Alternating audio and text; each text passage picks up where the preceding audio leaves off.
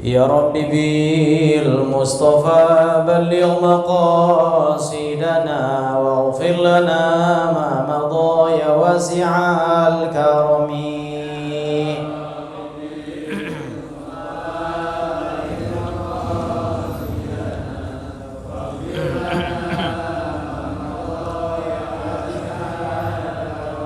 هو الحبيب الذي ترجى شفاعته لكل هول من الأول مقتحم. يا ربي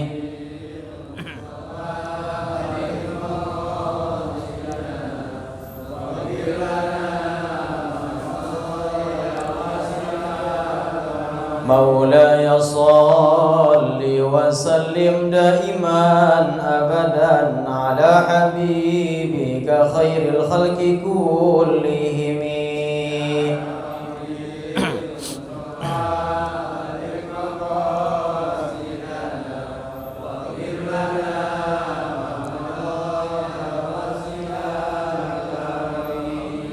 Bismillahirrahmanirrahim. Assalamualaikum warahmatullahi wabarakatuh. Alhamdulillah, innal hamdalillahi nahmaduhu wa nasta'inuhu wa nastaghfiruh wa na'udzu billahi min shururi anfusina wa min sayyiati a'malina.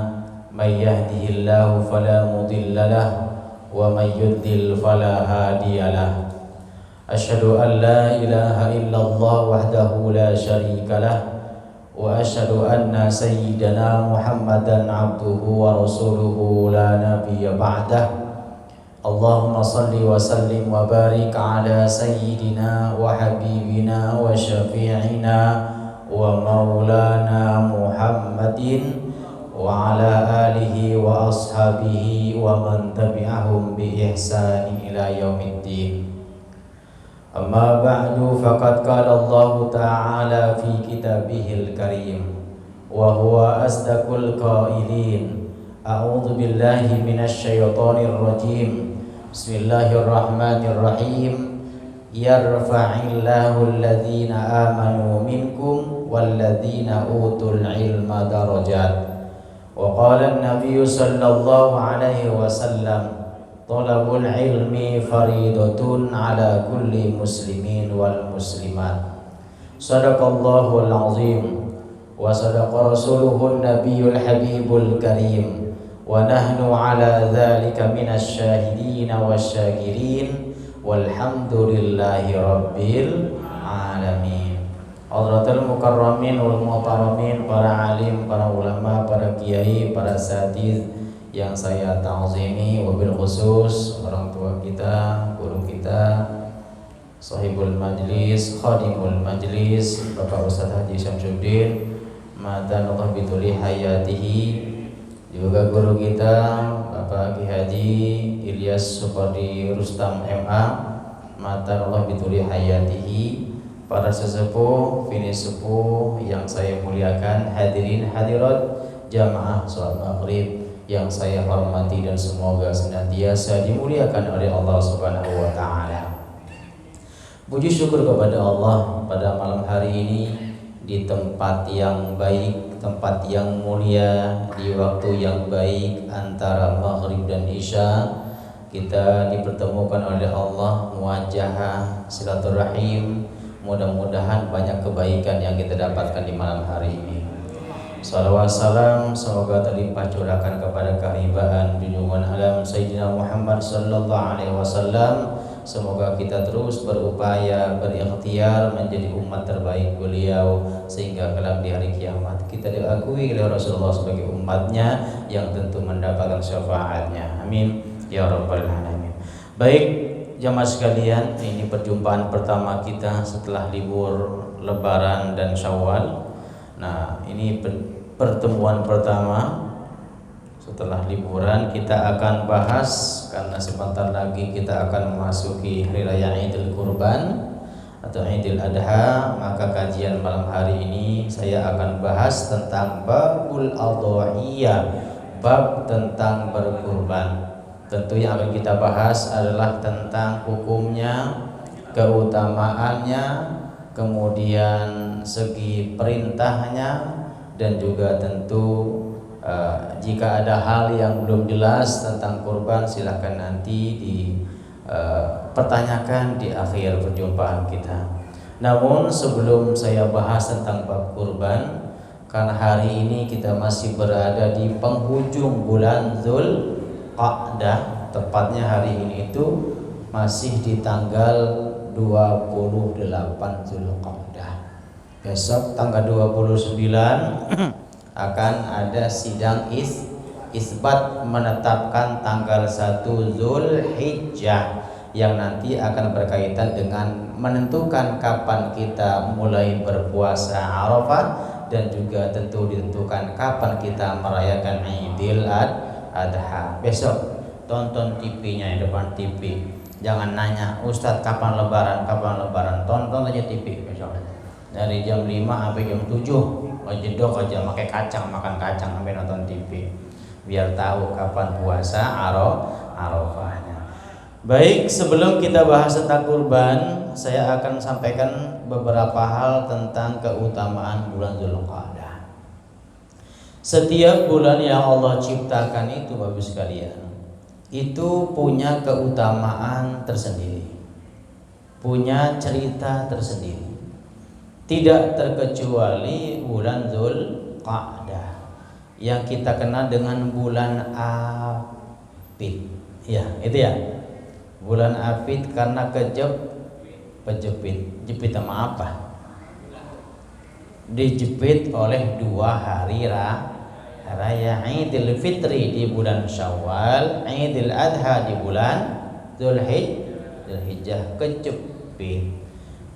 Karuhun kita dari zaman dahulu sampai sekarang itu paling anti, tidak boleh melaksanakan keriaan, hajatan, rame-ramean di bulan Apit. Bener nggak? Masih ada begitu masih? Makanya kasihan tukang tenda, sepi job di bulan Apit, nggak ada yang ngundang tukang tenda ya. Ada yang nanya nggak? Kenapa gitu? Apakah ini bulan buruk? Bulan apa? Bulan serem gitu? Bulan apes? Enggak begitu. Jadi kalau kita ingin meraba-raba, apa alasan orang tua kita dulu melarang hajatan, keriaan, ramai-ramaian di bulan Apit? Karena ini bulan kejepit. Kita habis-habisan pulang kampung. Ya kan ya? Lebaran kemarin itu emas belum ditebus di Pegadaian. Nah bulan besok lebaran lagi baik. Nah kalau bulan Apit hajatan, takutnya besok nggak pada kurban. Paham? Ya gitulah kira-kira lah. Kalau boleh nebak-nebak begitu mungkin kepercayaan orang tua kita dulu. Jangan sampai bulan besok kita nggak pada kurban gara-gara habis-habisan di bulan Apit. Itu aja. Jadi semua bulan ya baik, nggak ada bulan jelek. Itu saja ya. Jadi biar kita lebih positive thinking tentang kepercayaan orang tua kita zaman dahulu. Gitu maksudnya. Tapi bukan berarti haram, boleh-boleh saja. Yang namanya tasyakur, tahadus binikmah, bulan apapun boleh, silakan saja. Ya, baik. Dzulqa'dah ada beberapa keutamaannya. Pertama, bulan ini merupakan awal bulan daripada arba'atun hurum atau ashhuril hurum. Bulan pertama daripada 4 bulan yang dimuliakan oleh Allah Subhanahu wa ta'ala. Ada 4 bulan haram: Dzulqa'dah, Dzulhijjah, Muharram, dan Rajab.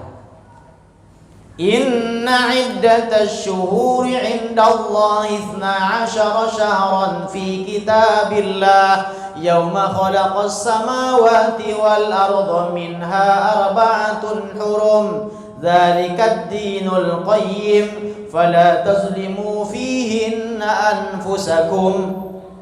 Sesungguhnya jumlah bilangan bulan di sisi Allah ada 12 bulan. Ditetapkan ketika Allah menciptakan langit dan bumi. Di antara 12 bulan itu ada 4 bulan mulia: Dzulqa'dah, Dzulhijjah, Muharram, dan Rajab. Ini salah satu keutamaan bulan Zulqa'dah, ini merupakan bulan mulia. Berturut-turut Zulqa'dah, Zulhijjah, Muharram, Rajab misah tersendiri. Nah, maka ketika kita memasuki bulan haram, kata Rasul, lebih dekatlah kepada Allah.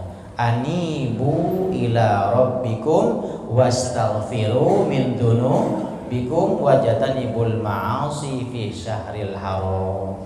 Pergilah menghadap Tuhanmu, mendekatkan diri kepada Allah, taqarrub ilallah. Wastaghfiru min dunubikum, mohon ampunlah kamu kepada Allah atas dosamu di bulan ini. Wajatanibul ma'asi, hindari perbuatan, jauhkan perbuatan maksiat fi syahril haram, di bulan-bulan mulia. Kenapa? Karena kata ulama, karena Allah menjaga bulan mulia ini, memuliakan bulan yang 4 ini, maka orang yang beribadah, beramal soleh di bulan haram, Allah lipat gandakan pahalanya.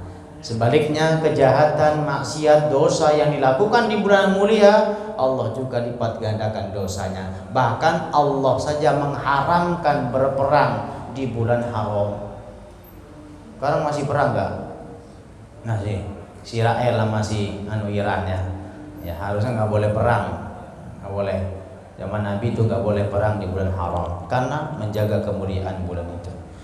Ya, baik, itu yang pertama tentang keutamaan bulan Zulqa'dah. Yang kedua, bulan Zulqa'dah merupakan salah satu musim haji. Nah ini, al-hajju ashhurum ma'lumat.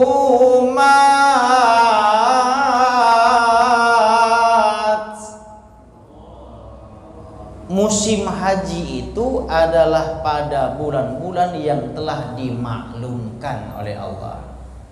Ada 3 bulan musim haji. Nah, biar pada haji semua nih, ya pada ngempet. Minimal pulang dari sini niatnya makin mantep untuk niat haji. Setelah niat, action nabung untuk jangan niat doang orang nabung maka berangkatnya. Ya, mudah-mudahan amin. Bab ini selain kita bahas kurban, kita akan memacu niat kita, hati kita agar terpaut ke Baitullah, agar kita menjadi tamu Allah di kemudian hari. Bulan Zulqa'dah merupakan salah satu musim haji, bulan haji. Pertama bulan Syawal. Jadi berhaji itu boleh, kita mulai berangkat bulan Syawal boleh. Sudah masuk musim haji bulan Syawal itu. Yang kedua bulan Zulqa'dah, ini kebanyakan berangkatnya di bulan Zulqa'dah. Makanya kalau haji Indonesia itu paling lama 45 hari. Itu haji ekonomi. Haji bisnis itu cuma 24 hari sampai 25 hari. Itu haji ONH plus. Haji eksekutif itu cuma seminggu. Haji pejabat cuma 5 hari. Nah memang haji itu cuma 5 hari. Tanggal 9, 10, 11, 12, 13 sebenarnya. Cuma ancang-ancang yang lama. Nah jadi kembali ke Zulqa'dah, merupakan salah satu musim haji. Jadi haji itu kalau kita berangkat bulan Syawal boleh. Langsung kita ambil mikot, umpama ihram. Kalau kita mau ngambil apa? Ada 3 macam haji, ada tamattu, qiron, dan ifrad. Nah, biar paham nih.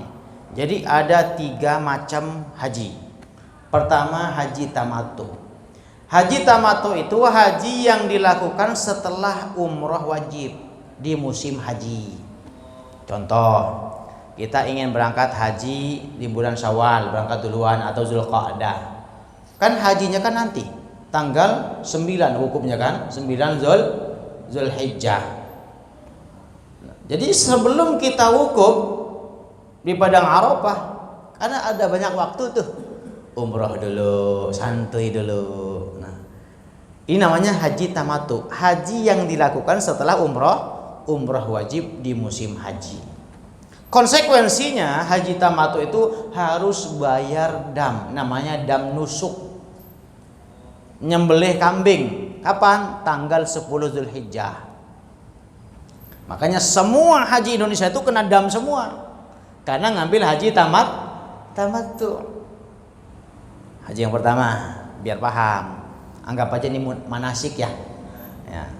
Saya boleh Pak Haji ngadain di sini Pak Haji manasik buat orang yang biar niat haji gitu kan ya. Karena manasik kan seakan-akan hanya untuk orang berangkat haji ya.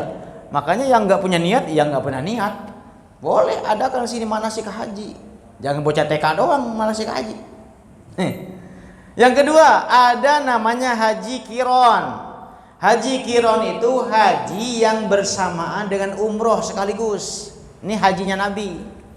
Nabi itu walaupun beliau berangkat hajinya tanggal 6 Zulqa'dah, hajinya kan di tanggal 9 Zulhijjah, sebulan lebih. Tapi beliau ngambil haji kiron, haji yang bersamaan dengan umroh sekaligus dalam satu niat sekaligus.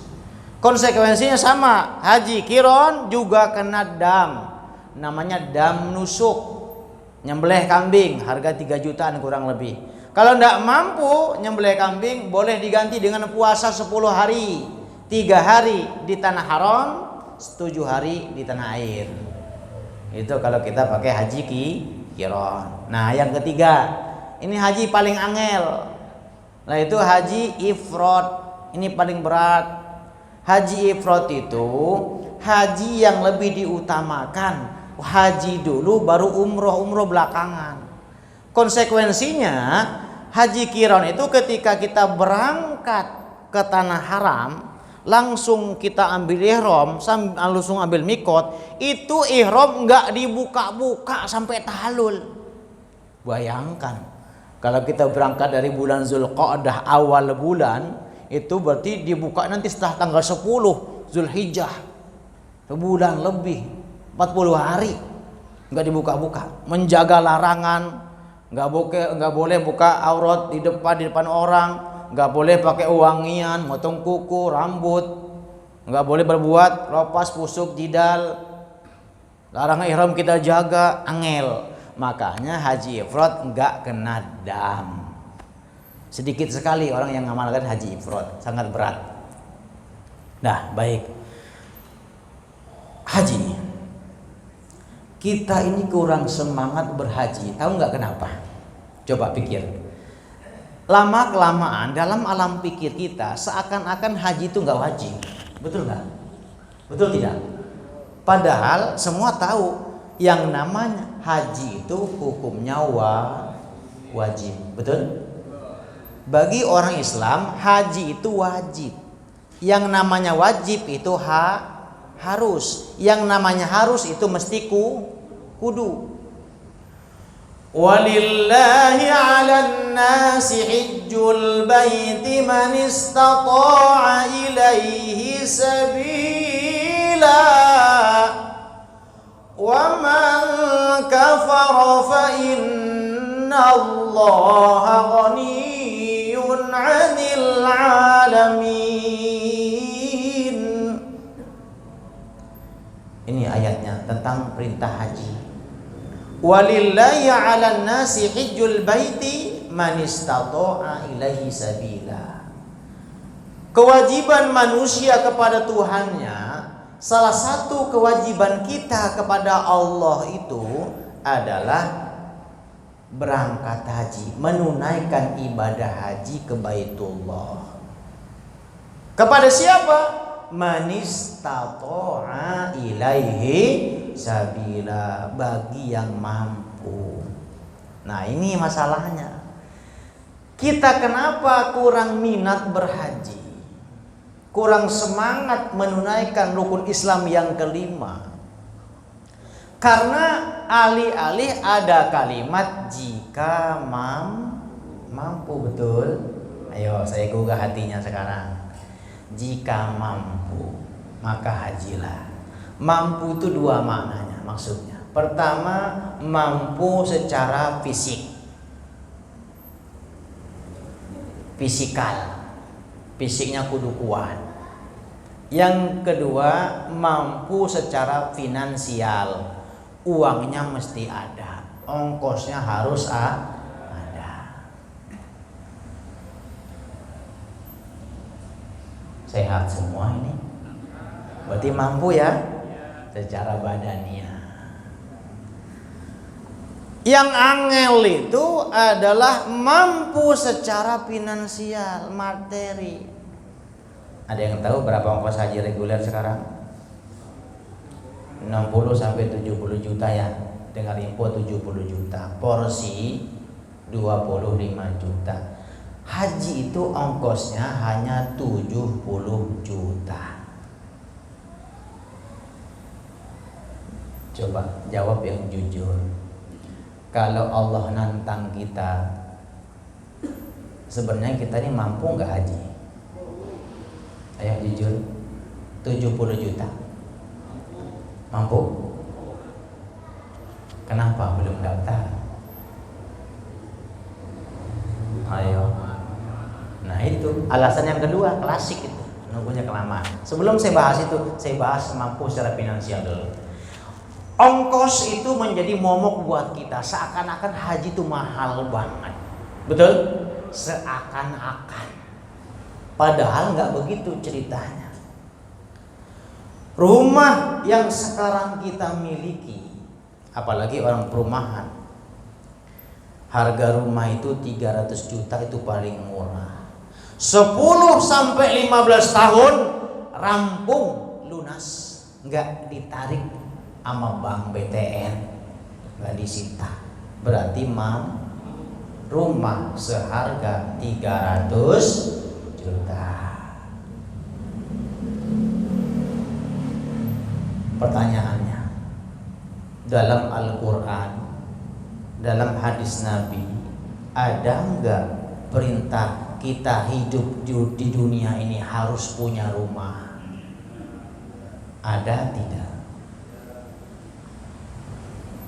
Pertanyaan kedua, di Quran, di hadis, ada nggak perintah agar kita mesti haji? Ayo, halo, tes, 1, 2, 3, tes. Ada nggak perintah haji? Di Quran tadi ayatnya, walillahi 'alan nasi hijjul baiti man istata'a ilaihi sabila.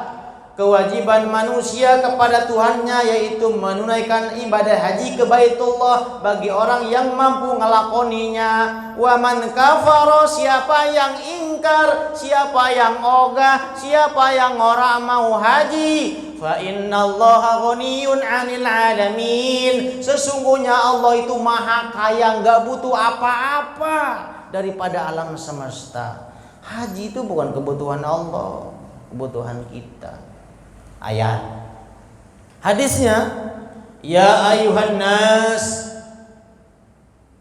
wahai sekalian manusia, qad faradallahu alaikumul hajja fahujju. Sungguh telah diwajibkan kepadamu berhaji, kata Rasul, maka berangkatlah haji, berhajilah. Ada dalilnya, perintah untuk haji baik di Quran ataupun di hadis. Kedua, mobil yang Bapak beli paling murah 300 juta, 4-5 tahun lunas. Mampu? Mampu. 300 juta.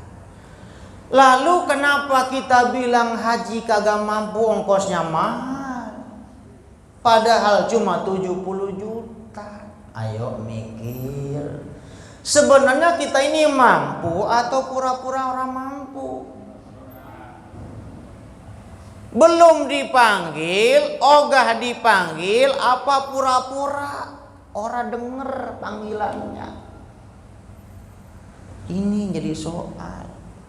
Rasul pernah bilang, loh, orang yang mampu berhaji kagak berangkat haji, pilih mati dalam keadaan Yahudi apa Nasrani. Karena itu rukun Islam kita, menyempurnakan keislaman kita. Belum sempurna Islam kita kalau 5-5-nya belum dilakoni. Entar dulu, entar sabar, nanti 30 tahun Pak Ustaz. Itu alasan kedua itu mah, ngeles. Sabar, ntar saya jelasin itu. Artinya secara finansial, wong gaji tuh 10 juta sebulan masa nggak mampu nabung, usah gede-gede, 500.000 aja nabung sebulan. Berangkat kita, berapa tahun kemudian. Nah baru tuh masalahnya Pak Ustaz, daftar tunggu haji sekarang 30 tahun, Jabodetabek 30 tahun, Makassar sampai 50 tahun. Sekarang umur 60, nunggu 30 tahun, 60 tambah 30 ya, masih hidup segitu. Nah, ini jadi alasan kedua, makanya nggak mendaftar kan. Nah ini salah lagi baik Bapak. Pak, kalau kita sudah berniat, sudah ngambil porsi, jangan campur tangan urusan Tuhan. Kok kita seakan-akan mendului Allah bahwa kita nggak nyampe umur segitu? Alasan kan? Daftar aja dulu niat. Umpama orang punya umur mati sebelum berangkat. Pertama sudah tercatat kita ingin berhaji oleh Allah, betul? Udah kecatat sama malaikat, emang dia udah niat haji. Sayang umurnya orang sampai, karena elingnya baru kemarin. Tapi kecatat udah daftar haji. Nanti realisasinya anak ahli warisnya nerusin hajinya. Jangan takut, anak kita nanti, anak kita masing-masing. Anak kita kan bareng-bareng dong. Anak bapak nanti yang nerusin. Nanti ditanya siapa ahli warisnya. Ini bapaknya bulan besok berangkat nih, tahun besok nih. Nah, berembuk tuh berlima anaknya tuh. Siapa yang berangkat gantiin bapaknya? Berangkat. Tercatat sudah sebagai orang yang berhaji. Jadi jangan lagi sembunyi, bilang kelamaan lah. Apalagi sekarang Pak, informasi yang sangat valid. Mulai tahun kemarin 2025 sudah tidak ada lagi yang namanya pisah haji furoda, mujamalah, syaksiyah, dakhili, ziarah, udah nggak ada. Semua haji sekarang haji nasional, haji resmi kuota pemerintah. Apa tujuannya? Ingin memangkas biar daftar tunggu nggak nyampe 30 tahun lagi. Makanya daftar sekarang, dipercepat insya Allah. Kenapa? Karena nggak lagi haji kaya, udah nggak ada. Kalau pengen ONH plus resmi pemerintah, nunggunya 5-7 tahun. Ayo niat haji, action nabung haji. Kenapa? Menyempurnakan keislaman kita. Toh rumah yang Bapak cicil sampai 20 tahun itu Bapak demi Allah nggak bakal dibawa mati, orang bakal. Mobil yang bagus-bagus, yang numpuk, yang Bapak ngesot nyari duit ngumpulin cicilan itu sampai 5 tahun rampung, kadang-kadang diudak-udak sama debt kolektor. Sampai rampung sekarang nggak bakal dibawa mati, tapi hajimu itu yang bakal dibawa mati oleh kita. Ayo melek haji. Jangan lagi kita berpikir seakan-akan haji itu nggak wajib. Wajib. Demi Allah wajib. Kita tahu semua hukumnya. Rukun Islam namanya fardu ain. Kewajiban haji itu sama dengan sholat, sama dengan puasa, sama dengan zakat, sama dengan puasa Ramadan. Hanya saja kita dininabobokan oleh kalimat jika mampu. Padahal mampu. Coba hitung-hitung. Coba dulu kita melek begini Pak, ya paham. Udah niat haji, udah berangkat semua ini. Sekarang aja baru pengajian masalah haji, baru eling, oh iya ya. Tapi kelamaan nunggu, jangan lagi bilang begitu. Nabung. Ya. Itu yang kedua. Jadi Zulqa'dah merupakan salah satu musim haji. Rasulullah hajinya cuma sekali. Itu di Haji Wada tahun ke-10 Hijriah. Pertanyaannya, bagaimana orang yang haji berkali-kali? Berarti hajinya haji sunnah. Kalau kata orang kita, kalau kata orang sono, orang yang haji berkali-kali itu haji bid'ah. Iya juga. Wong Nabi itu haji cuma sekali. Kalau kata orang sono, tapi ya tentu nggak begitu buat ahlu sunnah wal jamaah. Kalau kita mampu berkali-kali ya silakan, orang bagus kok, itu kan panggilan. Terakhir tentang haji. Tadi kita atau saya memicu motivasi agar kita berhaji, terutama bagi orang yang masih bekerja, punya harta. Di pojok sana, mungkin di antara kita masih pesimis, Pak Ustadz, boro-boro haji, Pak Ustadz, kerja kagak, udah pensiun, gaji kecil, rumah masih ngontrak. Mungkin ada yang begitu mikirnya. Jangan seperti itu, jangan pesimis. Karena memang haji itu panggilan. Allah nggak manggil hanya si kaya saja yang dipanggil. Allah nggak manggil yang mampu, tetapi Allah memampukan hambanya yang dipanggil. Kalau Allah sudah memanggil seorang hamba untuk ke Baitullah, caranya ya cara Allah. Kapan berangkatnya terserah Allah. Lewat apa? Allah yang punya hak. Jangan pesimis karena nggak kerja, karena nganggur. Jangan bilang begitu. Semua ada kesempatan berhaji. Demi Allah, saya pun umroh saja setiap bulan berangkat, nggak pakai ongkos dewek. Haji saya pun berangkat, nggak pakai ongkos sendiri. Macam-macam haji. Ada yang namanya haji mansur. Berangkat haji karena halaman rumah kena gusur, berangkat. Nggak punya duit, tapi dia berangkat haji karena hajinya haji karsan. Berangkat haji karena warisan bapak moyangnya, berangkat. Ada haji yang namanya haji kosasi. Ongkosnya boleh dikasih sama Pak Ketua DKM, berangkat haji. Ada juga haji saya, namanya Haji Nurdin Kosasi. Nurutin dinas, ongkosnya boleh dikasih. Tuh, nggak ngongkos. Maka ayo minta kepada Allah, ya Allah, Allahumma balighna ilal Makkahal Mukarramah wal Madinatul Munawwarah. Minta kepada Allah berhaji.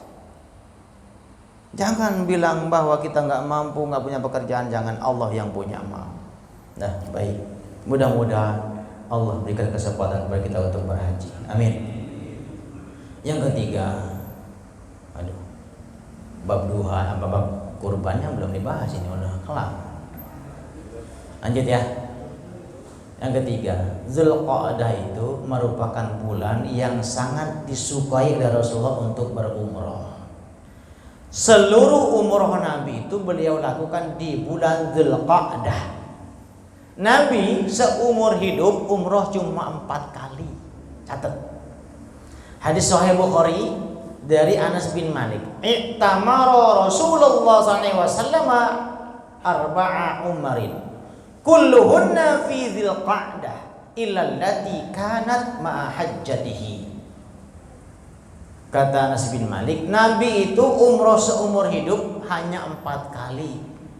Seluruh umrah yang beliau lakukan itu beliau lakukan umrah itu di bulan Dzulqa'dah, kecuali umrah yang bersama dengan hajinya beliau, itu haji qiron di haji wadanya. Kapan Nabi umrah?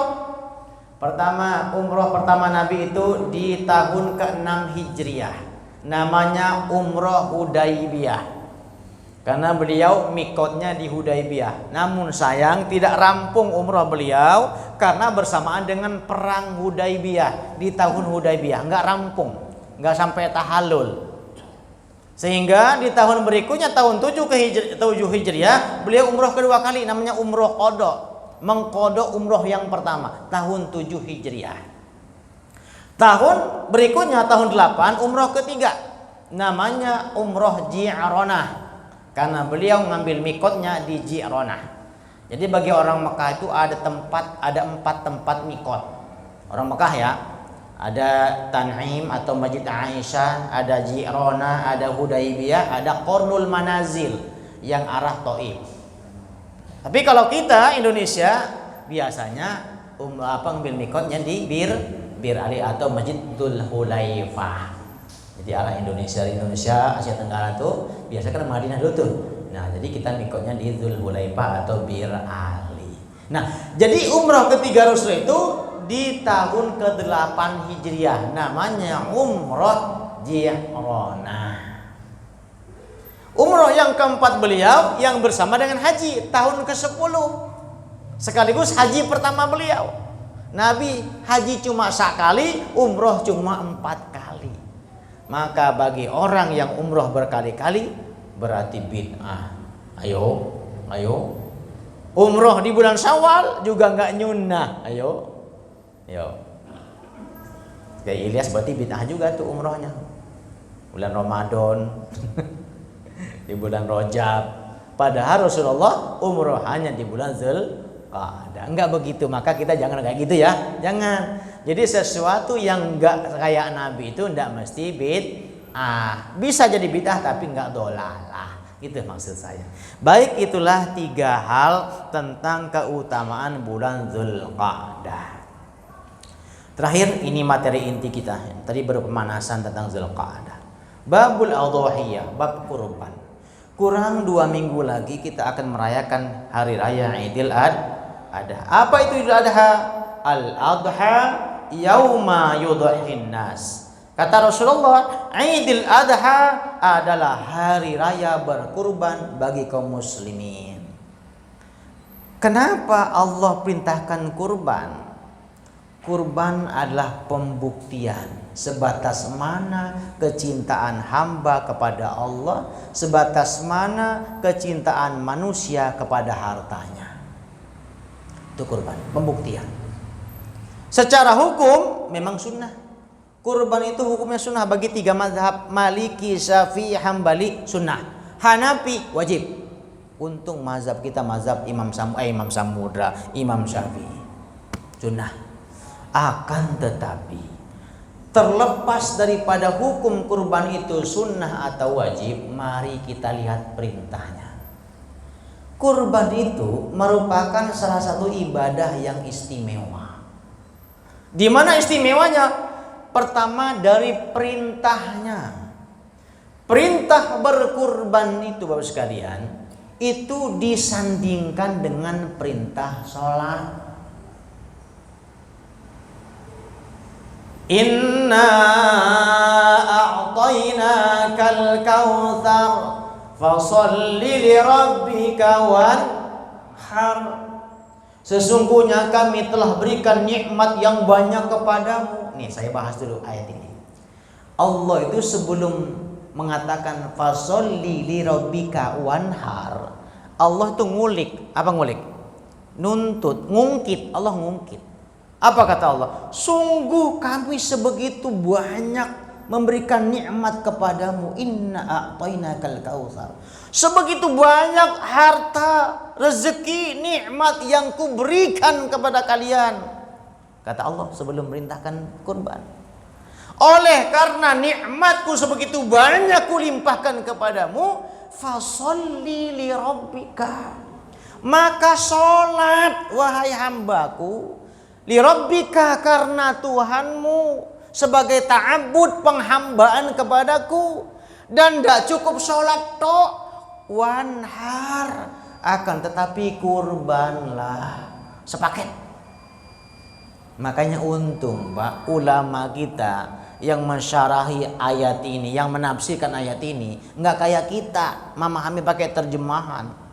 Coba umpama kita umpama nih nggak ada hukum, nggak ada istinbat hukum sebelum ini, umpama memahami surah Al-Kautsar, sungguh kami telah memberikan nikmat yang banyak kepadamu, fasholli lirabbika wanhar, maka sholatlah karena Tuhanmu dan kurbanlah. Wah, berarti wajib dong. Di Quran ayatnya, betul? Di Quran ayatnya, kurbanlah. Sama dengan aqimis shalah wa atuz zakah, ya kan? Dirikan sholat, bayar zakat. Ini wajib nggak? Wajib. Ulama kita cerdas, dilihat dulu hadisnya, bagaimana Nabi menjelaskan. Oh, disimpulkan istinbat hukum, menetapkan hukumnya ini bukan wajib tapi sunnah. Tapi Imam Hanafi nggak begitu, wajib. Kenapa? Karena Imam Hanafi pakai dalil juga. Hadis Nabi, man sanna fil islami man kana lahu sa'atun falam yudhi fala yaqrabanna musallana. Hadis Nabi mengatakan, siapa orang yang mampu berkurban, punya kelapangan rezeki untuk berkurban, tetapi dia ogah berkurban, maka enggak usah mendekati tempat sholat kami. Jangankan sholat Pak, dekat-dekat tempat sholat Nabi jangan. Maka Imam Hanafi bilang kurban itu wajib. Mazhab yang 3 tidak, tetap sunnah. Terlepas hukumnya wajib dan sunnah, perintahnya di Quran.